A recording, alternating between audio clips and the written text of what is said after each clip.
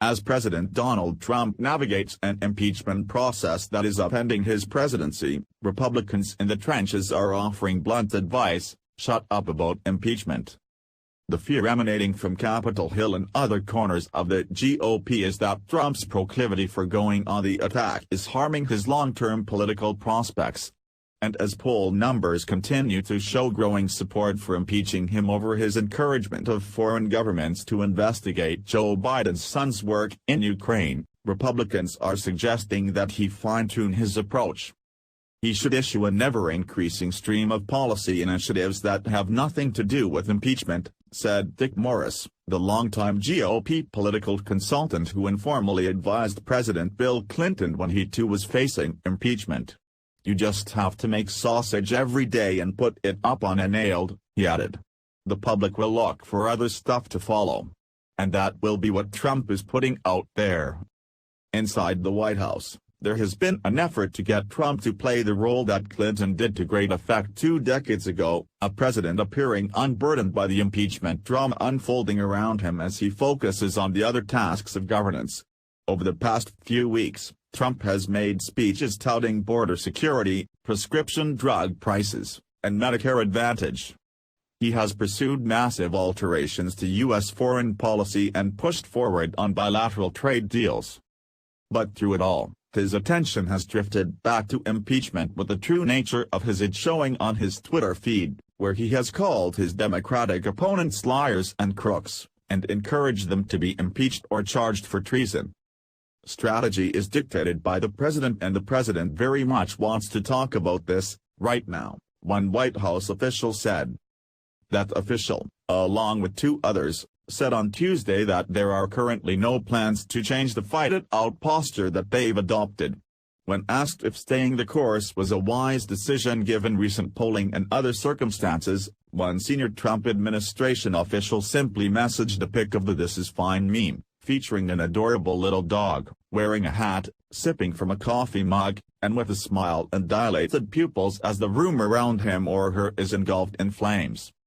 Instead of sending another 15 tweets about how perfect his call with the Ukrainian leader was, you're focusing so much on impeachment, why not just laser focus your attention on the corruption of Hunter and Joe Biden?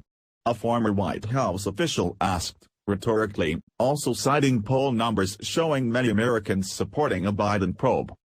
Late last month, President Trump privately assured West Wing officials that there was, for the time being, no need to launch any special initiative or new war room to combat the impeachment probe. Instead, the president has opted for more ad hoc measures like tasking his personal attorneys Rudy Giuliani and Jay Sekulow with coordinating messaging and, potentially, a legal strategy against the Bidens and Democratic lawmakers. A hallmark of that approach has been to paint the press as not just biased but inherently dumb, such as when Giuliani was asked by a Daily Beast reporter this week about who financed his work to dig up dirt on the former vice president. Quote this, the Trump attorney replied. Nobody would ask such a stupid question unless they were in the tank from Joe Biden and the Democratic Party. The president's regular advisors on impeachment remain a tight-knit crew. Neither Morris nor Mark Penn, Clinton's pollster during his impeachment, indicated they have been contacted by the White House despite both having consulted with Trump or his campaign in the past. And inside that circle, there is a widely held belief that impeachment, while a gigantic nuisance, presents a few political opportunities as well, as illustrated by the Trump campaign's massive fundraising hauls. Outside that circle, however, there is a growing belief Trump may be able to do more if he simply did less. If I was the president, I would ignore the impeachment process as much as you could, said Ed Rollins, a veteran GOP strategist who now leads the pro-Trump group Great America PAC. Told that seemed unlikely, Rollins replied, "You are asking me what my advice would be, not what advice would be taken." Private GOP polling data from swing seats in the House of Representatives that was shared with the Daily Beast underscored the dynamic that Rollins outlined. Support for impeachment stood roughly between 40–45%, with an additional 30–35% saying that Trump's actions were inappropriate, though not impeachable. Those numbers, according to the Republican pollster who conducted the surveys, illustrated a debate on a knife's edge, with the possibility that a flood of voters could end up being persuaded that impeachment was justified or, alternatively, that Democrats were overreaching. Faced with such uncertainty, elected Republicans have been largely content to see where public opinion goes, with all but the most doggedly pro-Trump members ducking interviews on TV. The GOP counter-messaging on the impeachment push got off to a rough start when party leaders initially struggled on TV to defend Trump. In an appearance that made even Hill Republicans wince, Minority Leader Kevin McCarthy, RCA, went on 60 Minutes on September 28 and disputed what was clearly in the memo of Trump's phone call with the Ukrainian president. There was no mass panic at this stage from members of the House GOP on impeachment, a senior House Republican aide told the Daily Beast. And that has been helped, in part, by the White House's efforts to assuage their fears. There has been regular contact between House Republicans and Trump's political apparatus, from the Republican National Committee to his 2020 campaign, and lawmakers are getting talking points from Trump world, sometimes multiple times daily. Trump's participation in a members' call last week to discuss impeachment, moreover, was viewed broadly as a sign that he and the White House were taking the threat seriously. Not everyone on Capitol Hill is altogether put off by the president's scorched earth impeachment focus. It's his brand to fight back, said a House Republican staffer.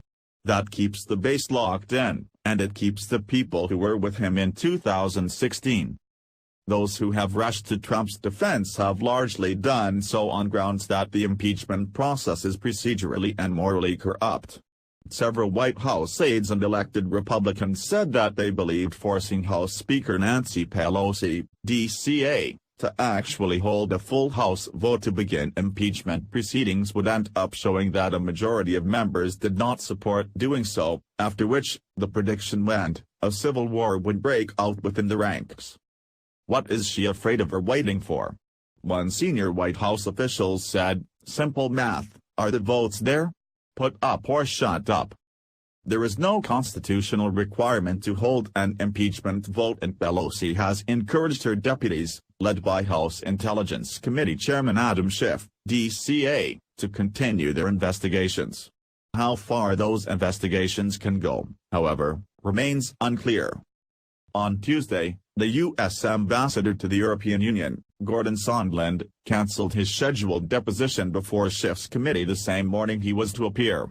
Before his abrupt cancellation, Sondland was expected to be asked if he was aware of a quid pro quo arrangement that linked U.S. military aid for Ukraine to an investigation into the Bidens. Schiff responded to Sondland's absence with a subpoena and a warning that the stonewalling would be considered part of an article of impeachment, based on obstruction of justice. In the past, such a threat would potentially compel a White House to seek some sort of accommodation. But later in the day, White House counsel Pat Cipollone sent a letter to the Hill disputing the very legitimacy of the Democrats' probe, and arguing that your inquiry is constitutionally invalid and violates basic due process rights and the separation of powers. Morris said he saw no risk in the White House doing so long as they did so within the bounds of the law.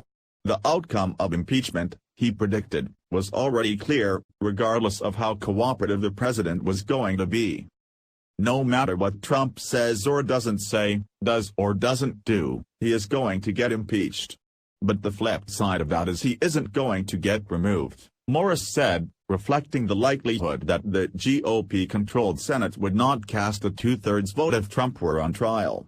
The Republican base will become, in effect, a firing squad to shoot any Republican senator who votes to remove him.